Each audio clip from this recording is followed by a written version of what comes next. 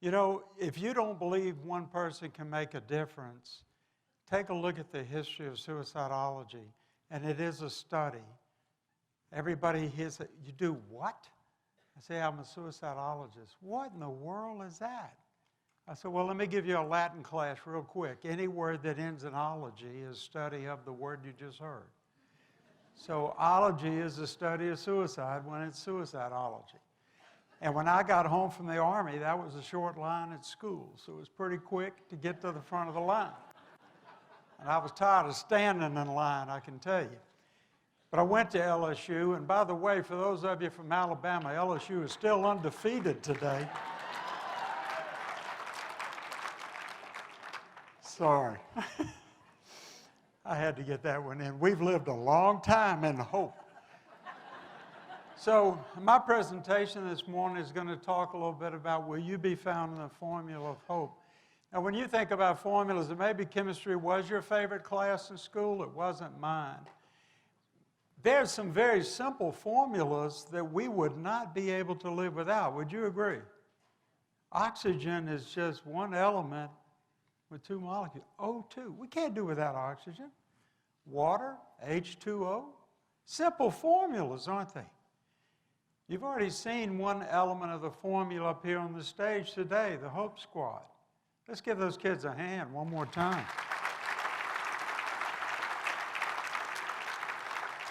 And I got to say, Matt, you have given me hope for millennials.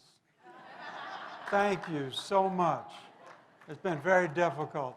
I'm a member of the chronologically gifted group. And we have waited a long time to see hope come from the millennials. So thank you for answering that call. So you're part of the formula of hope within the millennial group. You know, one of the things that I used to enjoy doing very seldom, I grew up on a cattle ranch. My dad was from West Texas. I have my cowboy boots on. So when I grew up on that place, I know that you'd see Western movies and how romantic Western movies were. It is not romantic to grow up on a cattle ranch. I got news for you. But I used to think that the best part of our day was every now and then we'd sit on the porch and rocking chairs and we'd talk to each other. Now, we still have porches in Louisiana and we still have rocking chairs, but they're chained together so nobody will steal them. And we're all inside on screens. Is that happening in Texas? I'll tell you what, I never know what to expect when I come out here to see my cousins who still live in West Texas, because I've learned that they'll drive 100 miles just to have a cup of coffee with you, because Texas is so big. And I really now understand when Christina called me and said, would you come talk? We get that little get-together for lunch. And I'm looking at this crowd, and I said, well, of course this is little to you. You're in Texas. You get this many people together, and you got an LSU football game where I come from. So it's really great to be with you. Let me just get to my point, because they come with a hook in a minute. I started this National Suicidology Training Center. For one thing, it's hard to say, and you have to have an acronym, so I have an acronym. But I want you to notice that it's actually a metaphor. And there's a lighthouse there, and the goal is for the lighthouse, you'll notice the light shines beyond the logo. You see how the gold bands? And it's purple and gold, so once again, an LSU slug. But what we want to do is get people to come, and 20 at a time. We won't allow more than 20 people to come for no less than a day at a time, but often for 2, 3, 5 days. To drill down on this topic so that when they go back, they become the lighthouse in their community. Much the way this foundation is a lighthouse in Tarrant County and throughout Texas. You're shining your light out. Now, do you know this about lighthouses? I mean, you live a little bit inland. You might not know this. A lighthouse is not the place you go to when you're in the water in desperate need. A lighthouse stands on a rocky shore and points towards safe harbor. And that's what we need more of in our country if we're going to get to zero suicide. We've got to have as many of you as we can be lighthouses that point towards safe harbor.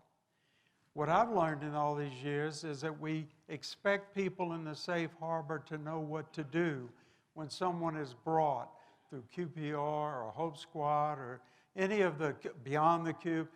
We've got to have people there that know what to do with the person that has now been identified at risk. Specifically, they need to know what to do about suicide. They've got to be able to talk to you about your thoughts of suicide the way you would say to someone past assault. It's got to be that casual a conversation, as though we're on that porch together, just talking about life and about wanting to die. That's a very hard topic to get comfortable with, but that's what you've got to be able to do. When people would come in to see me, I would tell them there are only two things. Are you coming to get me off the stage already? I said, I've got a few more minutes. People would come in to see me and they'd wanted to die by suicide. I said, there's only two questions I have for you. Where do you hurt? How can I help? Because I've transferred all the information to them, haven't I? They have to tell me where they hurt. I can't tell them. And they've got to tell me how I can help. By empowering that person who's going from hopelessness to hopefulness. You see, they go from hopelessness to hopefulness thinking that by dying they will be out of their pain. So my simple question is, if we can help you leave your pain and still live, are you willing to do that? And they absolutely will say, well, of course I am. I just haven't been able to find a way out. If you go back to Rabbi's poem, Take My Hand, it's as simple as that and as complex as that. Suicide is a paradoxical cause of death. It is full of opposites being true. But we do not like that in America. We want 1 + 1 = 2. That's not the way suicide works. So let me give an example. Let me go back here for a second. I created this model. Somebody else did the graphics because it looked pretty crude when I did it. But if you take the top of the circle, prevention reduces our need to do intervention. Intervention is when we're helping a person who's out on that ledge of life wanting to die. Post-intervention means they've had an attempt, they survived it, and now we're getting the help be safe in the future from suicide. That's our most underutilized portion of this circle. Then postvention are those kind acts that lost teams do, like Leslie did when she went to the Harris's home, to be there to help them navigate these troubled waters. But if we do good postvention, we actually create prevention. So we know that lost teams are reducing the number of people that might die. Because when they come to group and they get the help, they find that safe harbor, they say, I don't believe I'd be here today if I hadn't found this group. I believe that. I don't need any more research to believe that person that tells me that. Because they know firsthand that hope looked to them like a very difficult possibility.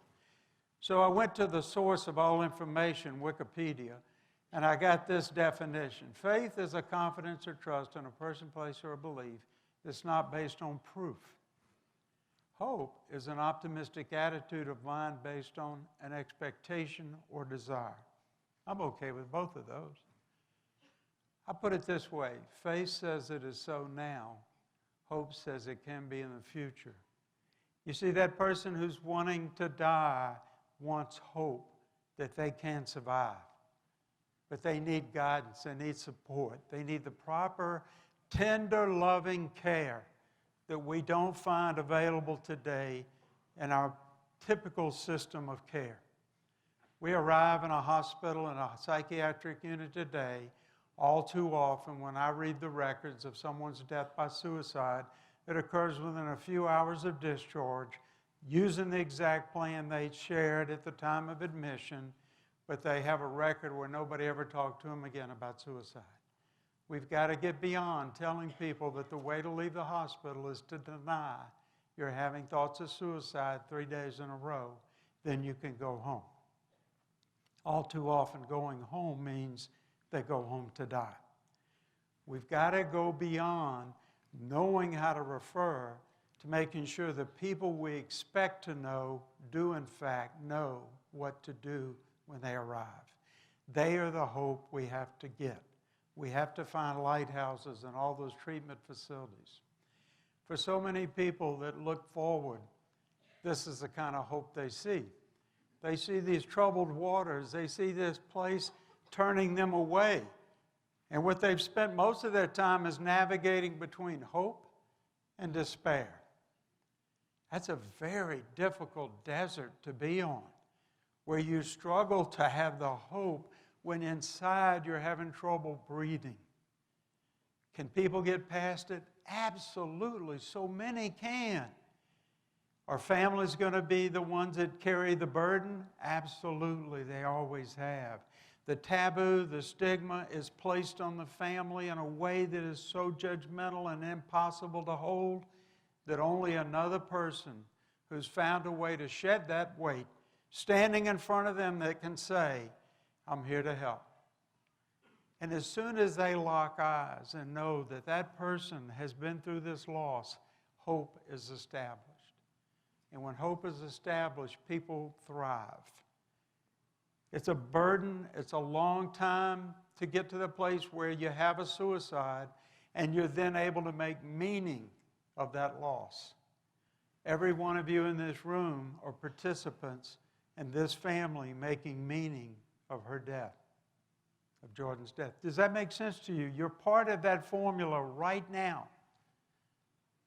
The question is, where will you be in the formula tomorrow and next year?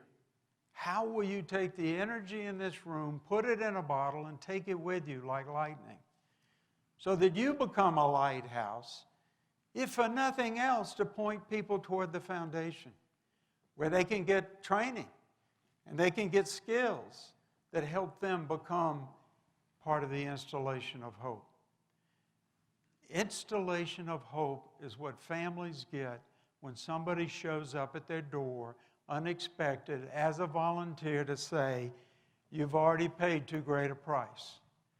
We're here to point you toward safe harbor. If you get there, you'll find others that will be with you in your grief, because that canyon of why is a very difficult river to take. The whys are always present, but the grief lives in what? What does this death mean to me today? And what it means to this family today is people are being helped. People whose lives are being changed. More people are finding safe harbor. This new generation that's coming up with Hope Squad, that's our best future. That's the safest thing we could be doing, is training young people now to talk about suicide. My best friend took his life when I was 12.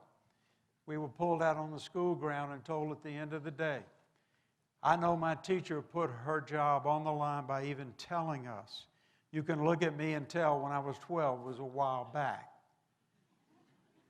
But the truth is, she loved every one of us, and that was probably the hardest day of her career. But to this day, those of us that are still alive, when we see each other, still up at a reunion, still up on some corner of the room like we were on that school ground, together, all alone. And when we do, you know what they look at me and say? Why do you think he did it? And I know nothing now that I knew then. No more than I knew then. What I know is it was a failure to cope with a self-defined crisis. But you see, several of those kids have also died by suicide. And we can't help but remember role modeling does make a difference. Role model hope, and we can build this circle strongly. We can create programs like Suicide to Hope and CAMS that help those who have lived through an attempt. We can help them not be at risk in the future. And we can provide that tender, loving care to families that have paid this ultimate price. Every one of us is a referral. Every one of us can point towards safe harbor. I appreciate the chance to be here. I'm used to clearing my throat for 15 minutes, much less speaking for 15 minutes.